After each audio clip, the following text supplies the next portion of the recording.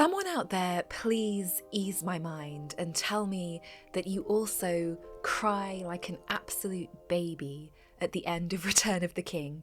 You know, when they all arrive at the Grey Havens, Gandalf and Galadriel and Celeborn say goodbye to them all, and they sail off into the west. Mind you, I start crying way before that, way before that, but at that point, when Frodo gets on that ship and sails away, that's the end. I'm done. If you've taken a look at my community tab lately, you'll notice that I dropped a little post in there not too long ago about the miniature that Weta Workshop has recently released of the Grey Havens. And they released that as part of the 20th anniversary celebration of the release of Return of the King. And it is beautiful, and I wish I could afford it. $800. $800! It's worth it, but I can't justify that. Weta, please sponsor me one day, please. I'm speaking it into existence. But how much do we actually know about the Grey Havens, or Mithlond as it's also known? Its history goes way back into the Second Age, and even before that to the First Age and Beleriand, but we'll go a little bit closer into that in the rest of the video. I thought it would be a cool idea with the release of that miniature to just dive a little bit into the last remaining portion of what remained of the northwest of Middle-earth, a continent that's now completely underwater due to several giant battles that happened several ages ago. Shall we get into it? Let's get into it.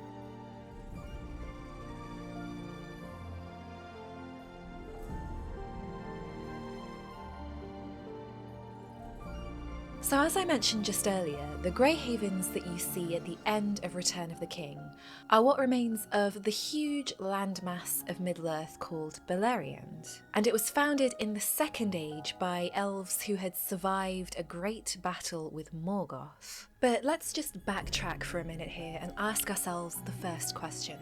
What is Beleriand? So for anyone who might not know, who hasn't read the Silmarillion or any of Tolkien's history, Beleriand is a huge area, was a huge area, in the northwest of Middle-earth. It existed in the First Age, and then it sank to the bottom of the sea at the end of that age after a great battle. That battle is known as the War of Wrath, and it was fought between the Valar and Morgoth, and elves got involved as well. The area of Beleriand contained many of the great kingdoms of elves, like Mithrim, for instance, which was the seat of the High Kings of the Noldor, and also, arguably, I would say, the greatest city of elves to ever exist, which is Gondolin, the Hidden City. However, what we now know as the Grey Havens was once part of Osiriand, which is also known as the Land of the Seven Rivers. Those rivers are Pelion, Askar, Thalos, Legollin, Brilthor, Duilwen, and Adorant. From what we know of Osiriand, it was a warm, gentle land, full of coniferous trees, very full of nature, beautiful, peaceful. It sounds ideal, to be honest. As far as elven settlement, it was populated by an offshoot of the Teleri elves known as the Nandor, and they were able to settle there by permission of King Thingol. It was only after the Nandor started to settle there that you could hear the area being referred to as Lindon, or the Land of the Singers, which is an old clan name of the Teleri elves. In any case, there was some movement, but the Nandor that decided to settle there permanently were known as the Lyquendi, or the Green Elves. In any case, Osiriand, or Lindon, was the only part of that entire area that survived the War of Wrath.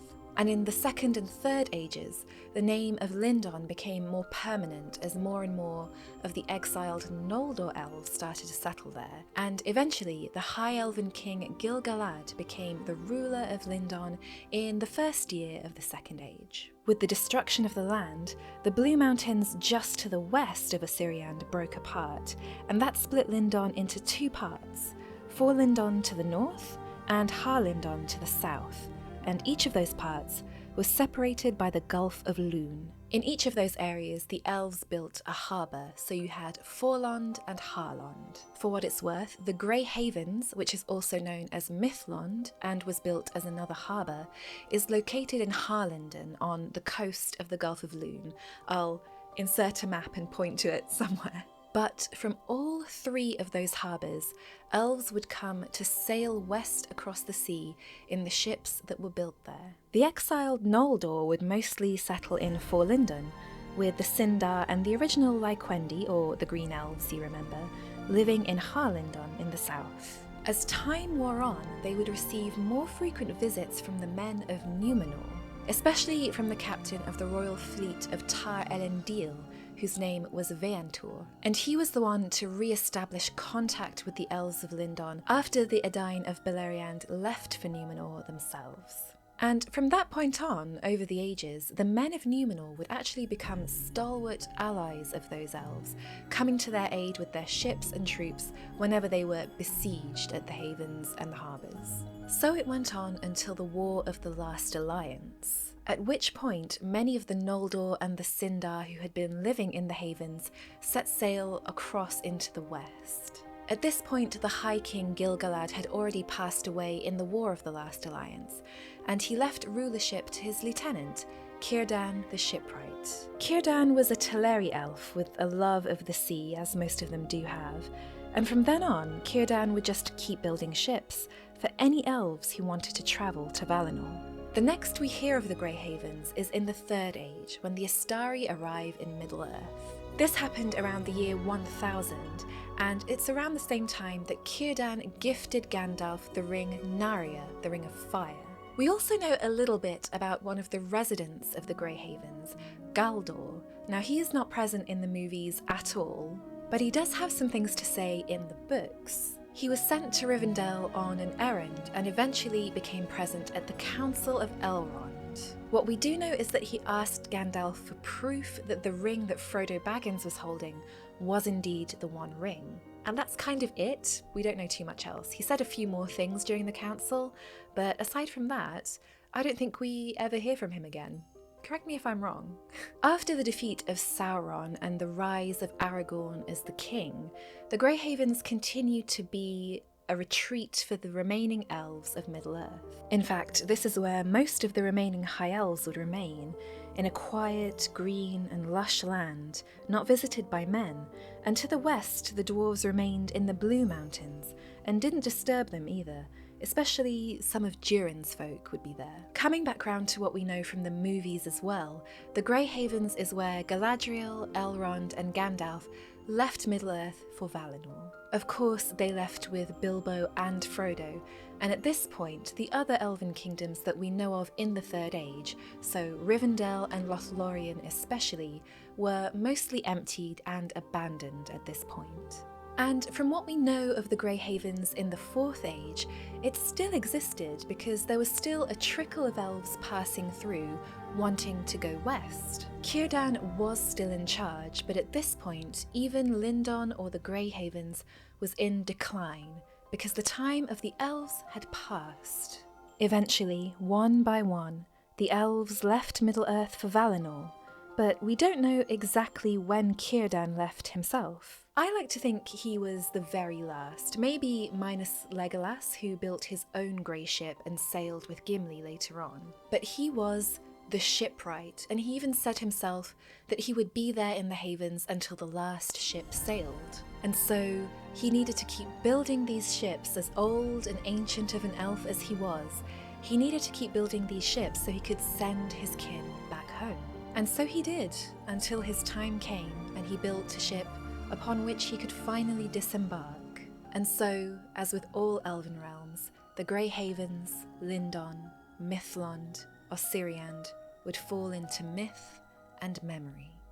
And there we have it, a bit of a brief history of the Grey Havens as we know it, which kind of turned into a brief history of the western side of Middle-earth and an ancient realm that no longer exists, but I hope you find that interesting and maybe learned something that you didn't know before.